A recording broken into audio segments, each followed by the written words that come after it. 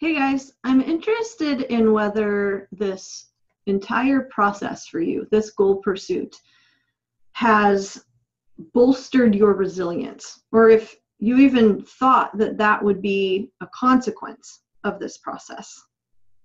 You know, you're involved in something pretty darn important, and I know that you have expectations for yourself and how the process will progress, okay? When you started, I'm sure that you had a timeline and you had certain dates at which you wanted to have accomplished certain things. I also know that you've likely made some mistakes along the way since you've started, that you've probably felt disappointed, and that you've experienced moments of insecurity or doubt. If you haven't, that's awesome. But I do want to say that those moments are key for your growth. They're necessary. Because if you haven't experienced any of those things, it means you're staying in your comfort zone, okay? There's nothing wrong with you if you have. Reiterating that, those moments are necessary. When something is important to us and we are acting with intention, the desire is really, really strong to see the needle moving forward consistently, okay? Setbacks tax us though. They're hard, they're difficult. And that's why resilience is super important.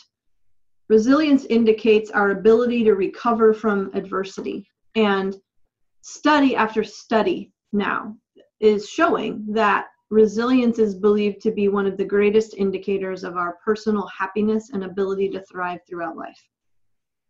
Now, one of the most important resilience builders is practicing the improvement of somatic intelligence, okay? Somatic intelligence is just the understanding of how our body responds to danger, for example, different circumstances, and using that knowledge to support our bodies as they go through life, okay? When we understand our bodies, we're more capable of soothing our nervous systems.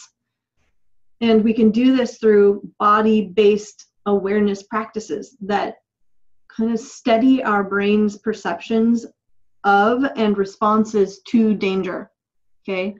When we do this, it helps us retain a sense of balance, equanimity, and a sense of safety. So I wanted to give you two techniques that can prepare you for more resilient coping, for learning, and for growth. So do you remember our discussion about breathing? Go back and listen to week 8, day 2's video for a refresher if you don't recall. But breathing is our #1 tool for increasing resilience because it has the capacity, when we use it, to shift our physiology during times of stress, during times of tension or frustration. All right, let's use it. The #2 tool is touch. We haven't talked about this, but you can do this with another person. You can do this with your pet even, or you can do this for yourself, all right? When we receive warm, safe touch from another, something very important happens, all right? Cortisol, which is the stress hormone, is deactivated. It's literally deactivated by another hormone called oxytocin. So when we receive touch, or, you know, maybe we put our hand over our heart, or we receive a hug from a loved one, oxytocin is released, and it's literally the antidote to the stress hormone cortisol. So again, you know, if no one is around, you can give yourself a hug. I did this activity once in a workshop where you kind of have to find what the best sort of touch for yourself is. And for me, what I figured out is giving myself a hug doesn't really work. Hand over the heart, But when I cup my face in my hands, there's something very tender and softening about that. And just doing that in that moment, like, my body felt at ease.